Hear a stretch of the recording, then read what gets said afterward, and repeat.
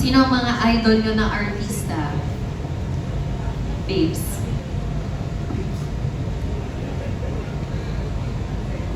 So, hindi kasi natin may ano ako sa acting. Nung pinasok ko lang siya kasi. Mga iniidolo ko po na sa pagka-arte na girls, sila Bea Alonzo, Angelica Pangilinan, sorry po, Undertease, yung mga yun po. Ako po si Maricel Soriano, sobrang idol ko po siya sa pag-arte. Lalo na sa magbibigat na eksena po. Yung second question ko, aside sa acting, may other talents pa kayo or gustong expert na talent? Yes po. I can sing and I can dance po. Sampo. Sabot. Ako po, hindi po talaga ako marunong sumayaw. So, mas gusto ko po siyang i-explore. Gusto ko po siyang aralin. And I can sing naman po, I can sing. Sa akin, ano lang, sayaw. Kasi dati nag-ano kami, nag-guesting kami sa mga casino. Nag-perform kami. Nag-pole dance din. Okay. Thank you po. Maraming salamat po. Kim, may nagsabi na sa'yo na may kahawig ka sa Bini? Parang may kahawig. Wala pa po. Wala Sino pa. po? Secret. Basta, maganda. Okay na. Hindi na po ako makakatulog niyan. Okay, Thank maraming you po. salamat. Ngayon naman, pakinggan natin from Mega Kapamilya, Carlos Aragon. Hello po. Congratulations. Hello. Dahil Thank yan you. ang pasok Thank you. natin sa programa. Tanong ko lang kay Kim, kaka-18 mo lang, huwag kang kabahan. Wala, hindi naman siya nakakabanggit. Question. Ano lang, tatanong ko lang if gusto mo ba talaga yung ganitong, kasi meron namang pag-acting or sa ibang field ng pag-acting na hindi for sexy, ganon. Ikaw ba ginusto mo or pangarap mo talaga maging sexy na actor? Ano po siya, biglaan lang po siyang dumating sa akin. Tinanggap ko siya, tapos nung naano ko po yung kung paano siya gawin, actually may sinunod po kami ng nakaraan, abangan niyo po yun, yes. Nung na-work ko na po siya, sobrang saya ko po kasi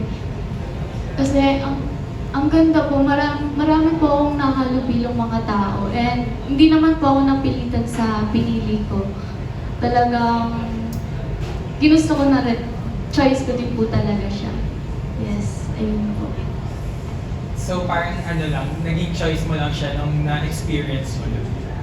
No po, nung binigay po siya sa akin, nung in-offer po siya sa akin, sabi ko, syempre po nagdalawang isip ako, pero suddenly nag-decide na din po ako na yes po kasi marami rin naman pong taong mga nasa paligid ko na nagtitiwala sa akin. Bago naman po ako pumasok sa ganito, humingi po ako ng advice sa kanila. And so far po, support naman po sila sa akin. So, lumakas po yung loob. Thank you.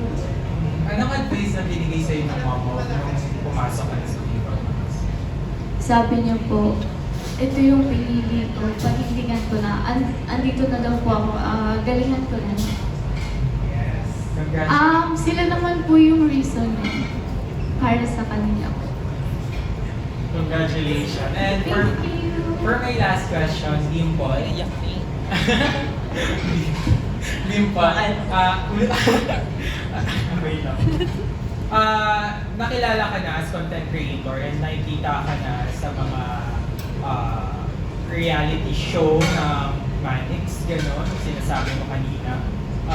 Bakit mas Tora Family? Hindi, kasama ko naman sila. Okay, Tora Family. Bakit bakit napili mo yung Viva Max? Umalis ka na ba sa Tora Family? Support nga sila sa akin Ano sabi sa'yo ni Mami Oli nung pumasok ka na dito sa Viva Max? Masaya naman sila naman.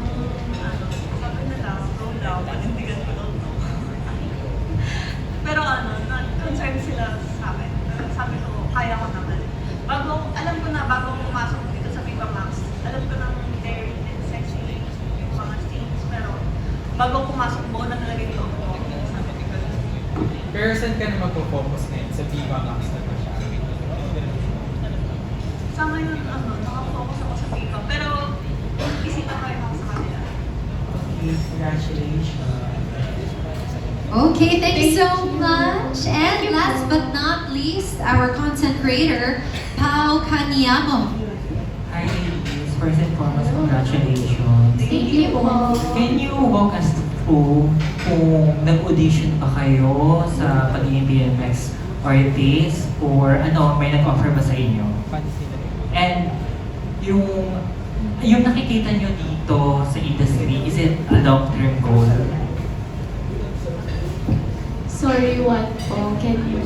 Walk us through lang sa naging process ng pagiging artist nyo dito sa BMX. Or mayroon bang nag-offer or nag-audition ba kayo? And do you think na this is a long-term goal for you?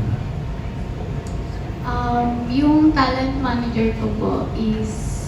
Actually, Viva One po ako nung una eh. Viva One po ako. Tapos, nag-decide, tapos nag-offer po yung talent manager ko ng Viva Max. So, nag-isip po ako ng big opportunity. So, grinab ko na siya. Yes. Thank you. Thank you. Yes. Yes. Go Dimple. Sa akin, ang alam ko, nag-audition ako. So, yung na-discover ko nung yung kapitbahay namin, yung anak niya, ginawa sa artist din. Tapos, ayun, sabi niya, mag-Viva Max ako. Tapos sabi ko, nung una, nag-iisip pa ako eh. Tapos nung, sabi ko, sige na nga, try ko. Tapos yun, sinama ako. Tapos hanggang sinama na ako sa Viva office. Nakita ni Boss Pete. Tapos yung tinuro na nakagad ako. Sa akin naman po, may friends po kasi ako na pinakilala po ako sa isang management. Then, ayun po, nagustuhan po ako. Tapos, pinresent na din po ako kay Boss Pete. Then, yun po. Pero do you think na this is your long-term goal sa under BMX? Yes po, I think so. Kung may mabibigyan ng mas parang project, di ba? Why not? So, Yes. pang long term talaga yun. Sorry, what's luck and go po? Long-term. Long-term. Yes. Kung may opportunity naman po na mas BMX, mas okay po. I-grab ko po siya. Thank you. My last question.